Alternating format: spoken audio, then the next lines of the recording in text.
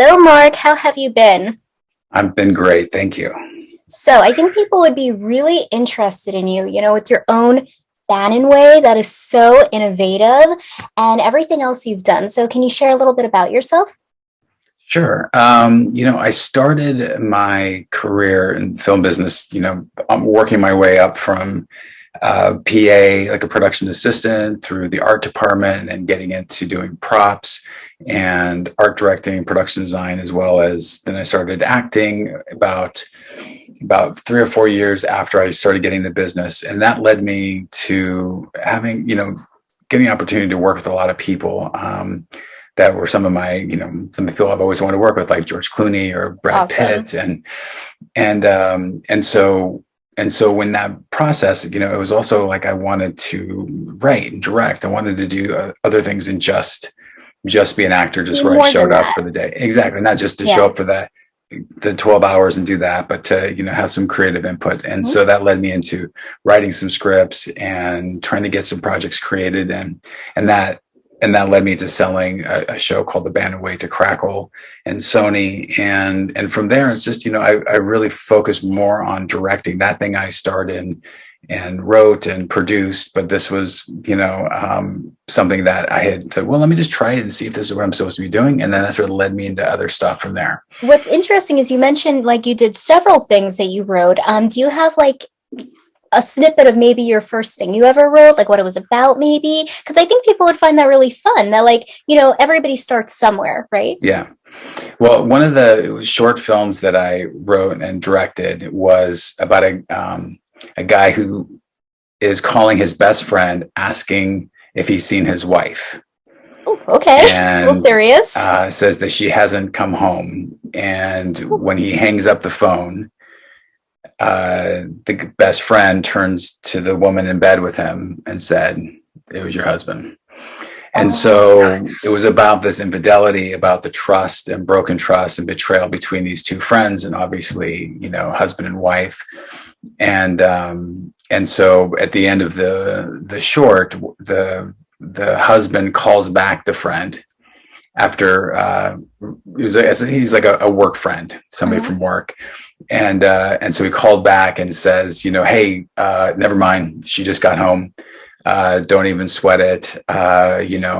She's just, What a she, you cheater. know Oh how my she God. is. So he basically lied to his friend while his wife is still in bed with him, with the guy, because he felt so embarrassed that he had shared this, and so he hangs up the phone, basically not knowing whether or not she's there or not, but just basically saying, yeah, she got home, don't worry about it. And so the best friend and the wife are still in bed together, and they have this conversation about, maybe you should go. So it's a I mean, sad piece, duh. but Oh my I, goodness. Does but it have part a of good it is, ending or like no? I no, need to know now. no, no, no, it's a horrible ending. It's an ending of just, betrayal. But, it was one of those things, like I grew up, you know, um, I'm a product of a divorce, and so there was some infidelity, and there was, just the ugliness of divorce, and sort of stuff that happened, between, friends and things like that. So that was something that was very personal to me, and I just sort of embraced that sort of thing. And so that's been something that's sort of been throughout, Oh, that's really the cool. work that I mean, I've done is, trying to bring my own personal, side to I'm it. sorry that happened. It's awful. Yeah. However, the storyline is quite good. The reason Yes. why I Thank said it you. doesn't have a good ending or not is because, like, some of those sort of stories, like, the people end up, like, really in love with each other. And even though it sucks, it is like an alternate sort of ending. But I mean, I do appreciate you sharing a little bit of that. I think Yeah. people out there might be able to relate. So, what about for writing something? Do you have any tips for people out there who maybe look up to you? Oh, well, yeah. I mean, You're I, like, I oh, think okay, me? me, of course, there's a couple Of people. course. No, I Yes. think, as I mentioned, a lot of times they say, those people in Hollywood, they say, write what you know.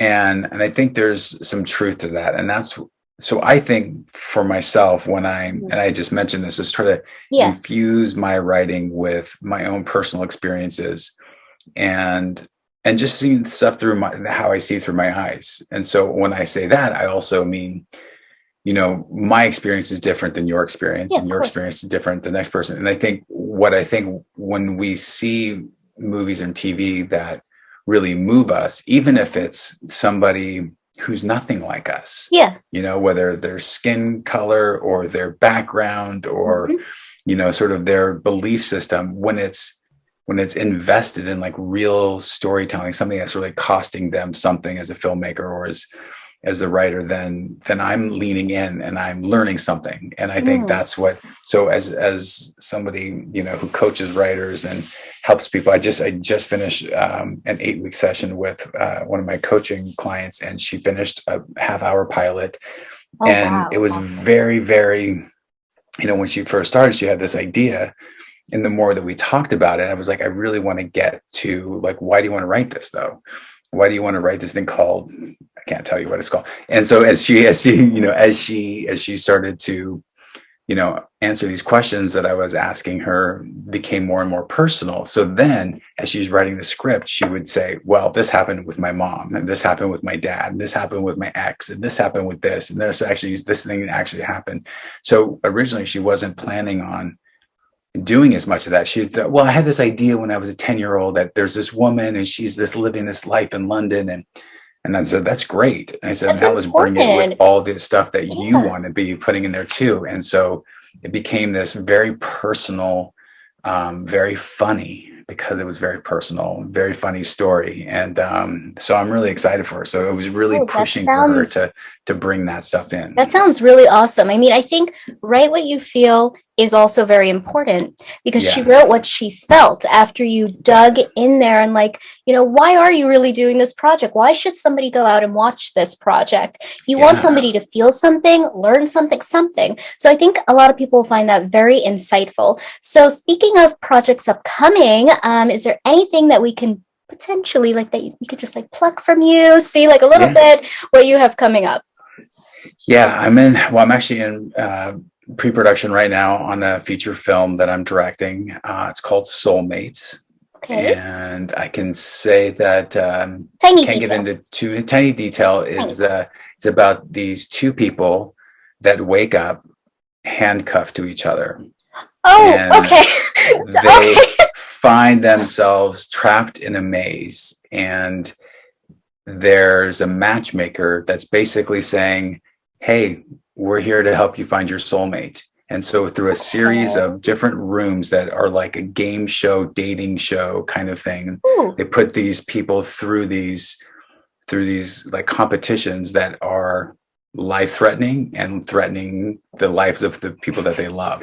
And then by the end, they're supposed to, find the two of them, the goal would be for them to be soulmates. Okay, that sounds actually massive really cool. Twist involved. Yes, it's a really Should I know script. The twist yet, or maybe I should just wait? No. I mean, it sounds really kind of cool. At first, when you're like they're handcuffed, I'm like, okay. But as you explained it sounds really awesome. Definitely. So something that I am interested in is your Bannen Way, because it's kind of like a web series thing, right? And like I have my own sort of web series thing that I'm doing. And I think kind of going a little bit more into that, I think I would appreciate if you would talk a little bit to the extent of filming it, producing it, getting things out there. I think people would like that. That's like your breakout thing. I mean, it's an incredible feat in your own career. Thank you. Yeah, so it started because I was frustrated with my acting career. It wasn't going where I wanted. And I was in acting class, and my teacher was giving a critique to the woman next to me. And she said she was frustrated with her career, and her sister was a working actress. And he said, you've got to build your own door and walk through it. You've got to create your own career.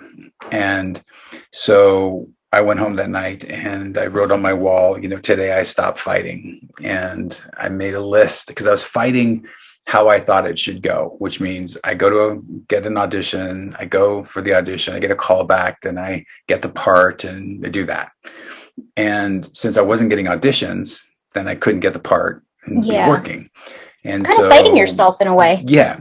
And so I had been making short films as a director and producing films as director, and I had been on sets for, already 10, 15 years at the time. It's like, I know how to make a movie. Why not make my own project that I can be starring in instead of waiting for somebody to cast me? And so I wrote down the name of 3 directors that were also writers that wanted to work with me. And I reached out to all of them. Cool. One of them had a script that he and I had been talking about. And so we went in to sort of maybe adjust it as a short film because it was something really big, totally different than he really wanted to do now and having me in it.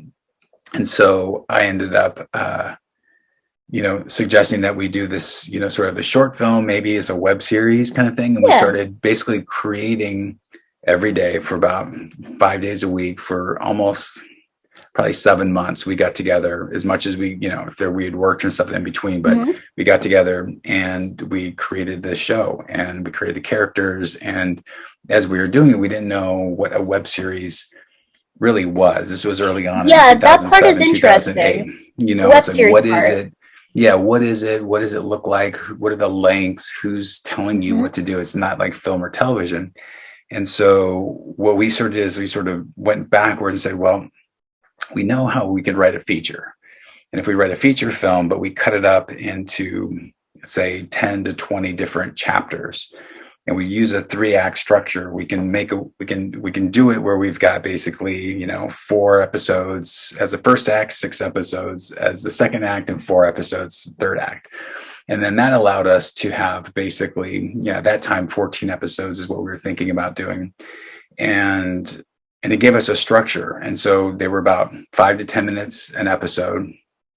And so we wrote this script. We pitched it around town. We had a whole bunch of people that were like, oh, this sounds really cool. But we weren't any names or anything. And it was going to be very expensive as an action movie, action web series. And so they basically, everybody that we met with really loved it, but they said it's just going to be really hard to, sell it without, some names attached.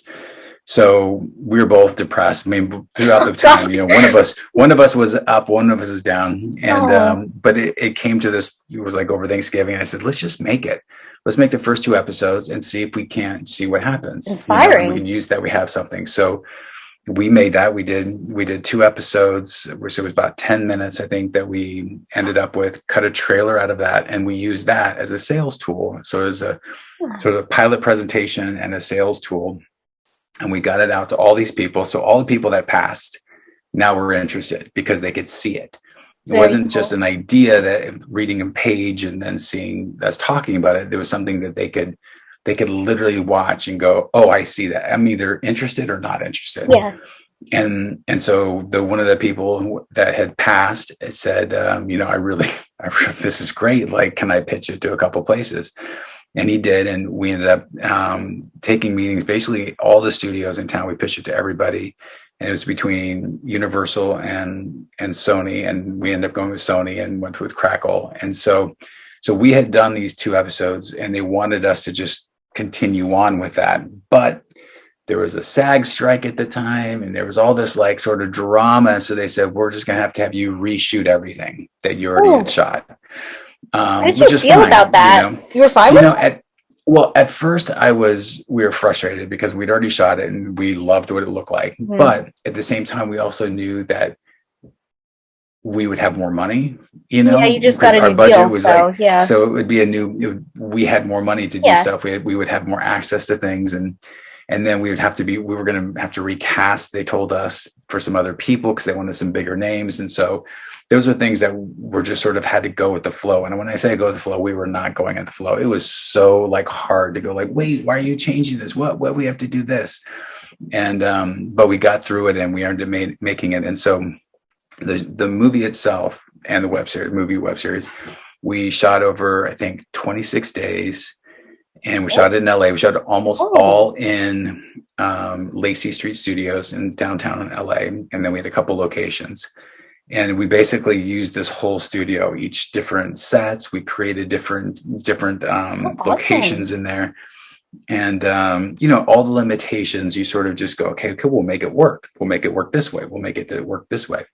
And so we made it. And and released it. And it, at the time it like broke a lot of records, and we won some Streamy Awards, and it was just a great effort on everybody's part to really try something different and put ourselves out there. So yeah, it was successful on many things. So well, I think the next question I have for you, we all go through ups and downs, and clearly you've gone through a lot of things that you have said, you know what, I'm going to look at you in the face and say, nope, I could do this. You can't tell me I can't do this, which is incredible. But that comes from hardships we face. So what would you say is the biggest hardship you have overcome in your career that you think might inspire somebody out there? It's serious. Well, people have said things like, they've had depression, or they didn't get a job and they were so upset. People have said like lots of things, but it's inspiring. If you have gone through these things, I feel like you have a moral obligation to share them, because absolutely you must impact people every day of your life. So you must tell me now. Yes. Well, I mean, there's so many. I mean, I think, even for example, like with the Bannen Way. So once I finished, like in the between of sort of the sale to Sony and then us making the 9 months of us making it, I hit a very dark bottom of debting and under earning, because I just had this sort of poor relationship with money. I didn't understand how it worked. I didn't understand how to save, how to spend. I'd overwork, under earn, and then when I had money, I just spend it. And so during that time, it was like the darkest time for me. And so while I finished the movie and I found myself in this, like on the outside, I had all the success. I was like at the height of my success as a career, for my career as an actor, writer, and producer. And yet I was spiritually bankrupt. I was literally just completely feeling like, a fraud. Felt like, the imposter syndrome. I didn't know, that people were going to find out that I felt insecure and that I didn't think this was good. And so that took me a full year after that. And what really helped me was I started teaching some courses in like workshops on, because everywhere I would go, people would ask me like, how'd you do that? Like, how'd you create a web series? Like, how did you create your own stuff? And I could tell them a couple things, but it's like there's so many details. There's like, well, there's this, there's the pre-production. You either can do it or you can't, Mark.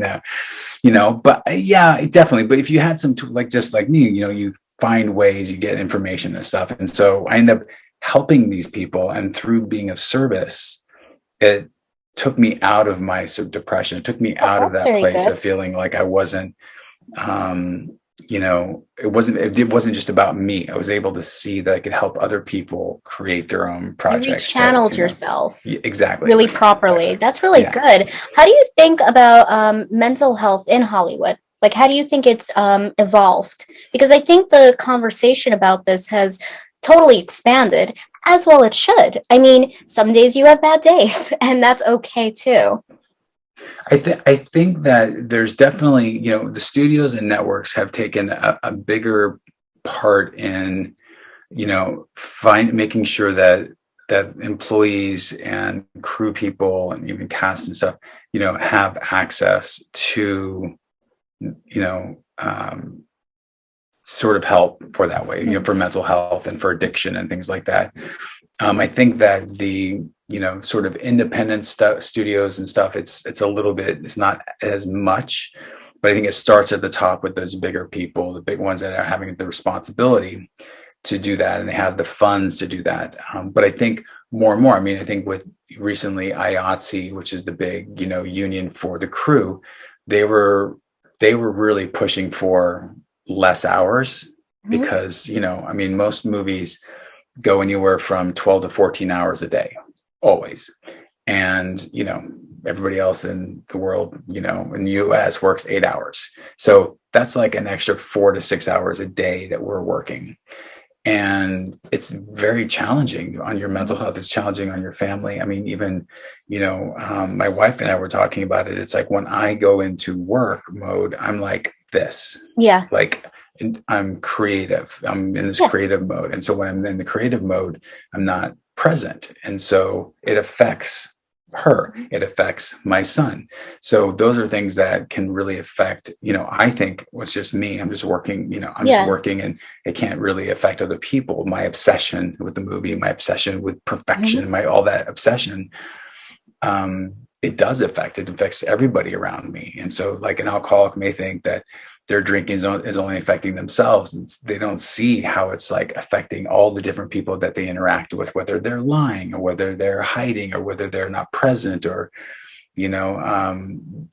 have sort of this instability that they're creating. So those are the kind of things I think that I know that the people that I work with, we're very cognizant of that. And so we're when we're prepping or something, we're like, I want to get home to the kids. I want to get home, have dinner with my wife. I want to, get some, some self-care done this weekend. No, I'm not going to work that extra hours over the weekend. So that's something that we try to do, but it can be difficult because there is the pressure that's put on a production because it's money. It's all about money. Of course.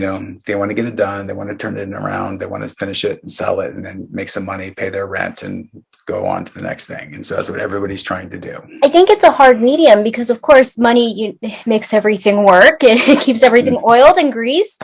It's a hard thing because at what cost sometimes? At the cost of mental health. I think it's an important subject. It really is, because you should have those hours where you can spend with your family and put all of your effort into whatever you're working on too, because I'm sure you'll equally do a great job. It's kind of like the online schooling thing happening. The kids are doing just as good. So I agree with you very much that there does need to be a higher emphasis on that. So if you weren't into films, what do you think you would have done with your life? Because this is obviously very encompassing of your career. But like, would you be like a vet, a baseball player? Like, what would you love? Well, and what's funny is like growing up, I was really into sports. And also my dad is a retired policeman. And so being a policeman was always something that I always looked up to and something that I would want to do. And so my brother went on to be a policeman, and he's a fireman now. And my mom was a deputy sheriff. And so it's been in my family. So that I feel like, originally I thought that's maybe where I might end up, but at the same time as I had that, I also had this sort of creative side. I remember from a very early age, pretend like we were this neighbor. This is like, now I have a son who's almost 4. I can't even imagine having him being 7, having his own key to the house and me at work. Cause that's how it was. I was a kid with, there was just nobody around. Like they were all working. And so, but I would go to, it was like, I'd get home from school. And it's like, okay, you go and hang out with your friend, and her mom was there. And so in the basement, we would do basically neighborhood newspapers, and we would talk about, somebody's dog missing, or, some offense that broke down, or, different things about the neighborhood. And we'd color things in, we'd draw pictures, so cool. And then we'd go and hand them out and deliver them to all the different people's, that porch. Takes a lot of passion though, actually, and a lot of thinking and a lot of care. So, I mean, even though you say police officer, I don't want to intrude, but I feel like that's maybe not completely you either.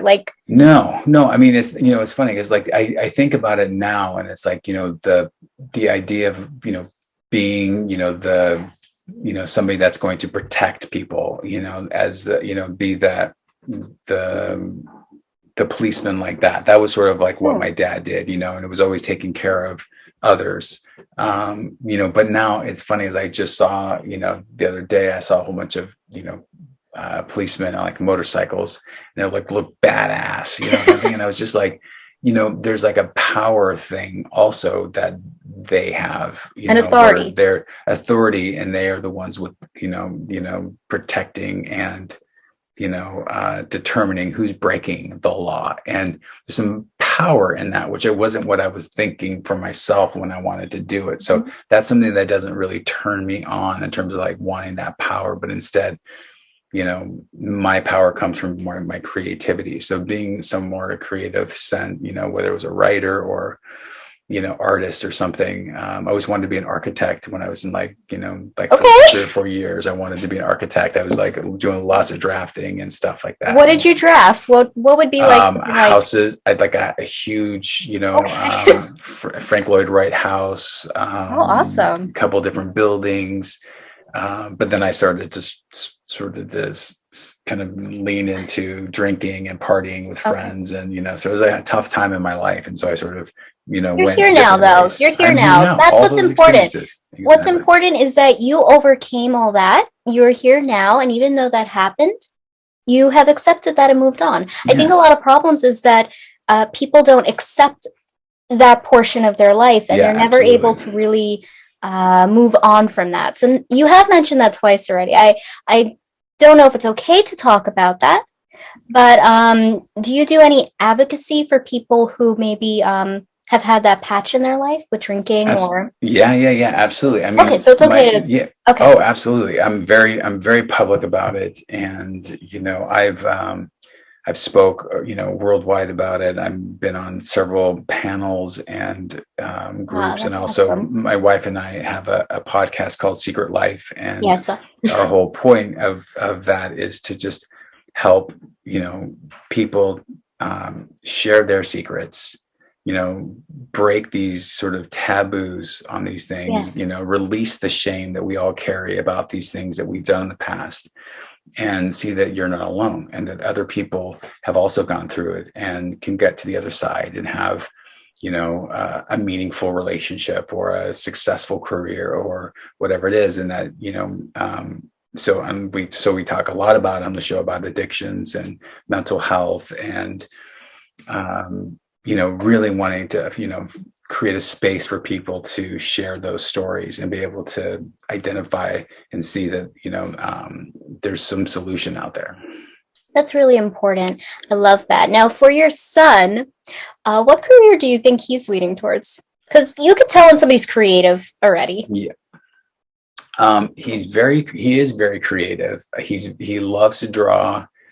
And he loves to be outside. So he's like, he if you give him a choice, do you want to draw something right now, or do you want to go outside and pick up sticks, leaves, and worms? He'd be like, oh God, can I do both? Can I do, you know, I mean, so I'm not sure what, I mean, you know, we've been, you know, everybody's always like, what do you want to be? What do you want to do? You know, do you have a girlfriend? We're like, stop, let him do this. Like, just let him be. They have asked you that?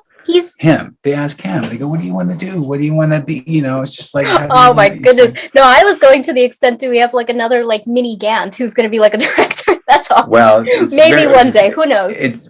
He can be very bossy, like his mom. So probably directing is a probably good thing in his right in his hip pocket. Awesome. Sure. Yeah. Thank you so much, Mark, for being on today. It was honestly amazing, and I think a lot of people will love hearing your insight on, you know, just getting through stuff, being the bigger person, and everything that you have gone through. I appreciate you being very vulnerable too. Of course. I think people will love that. Thank you. Thank you. You bet.